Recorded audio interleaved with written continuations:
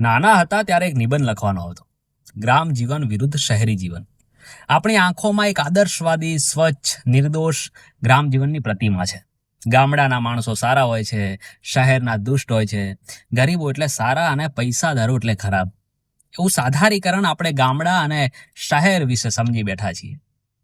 પાલનપુરમાં પહેલીવાર મેં નાના છોકરાઓને મોઢે મા બહેનોની ગાળો સાંભળી. 15 દિવસ સુધી નાયા વિના આવનાર છોકરા જોયા. પોતાની સગી માને મારનારા છોકરા જોયા. ગરીબી હંમેશા ગંદકી માટે આગળ ધરી દેવાનું એક બહાનું છે, એ હું પાલનપુરમાં સમજ્યો. જ્યાં બેઠા હોય ત્યાં જ થૂંકતા મોટા માણસો જોયા. ઉકરડો અને એઠવાડ અને ગંદકી આ રીતે કલકત્તામાં જોયા ન હતા. અહીં બધા પાસે બહુ સમય હતો. મોટો થયો એમ જોતો ગયો કે બધાને બીજાનું ખરાબ બોલવાનો કંઈક આનંદ આવી રહ્યો હતો. કોઈ છોકરો ઘરમાંથી ચોરી કરી લાવતો ત્યારે મને સમજ પડતી નહીં કે કોઈ ઘરમાંથી ચોરી શા માટે કરે. દરેક મોટો છોકરો નાના છોકરા પર દાદાગીરી કરે, એને મારે.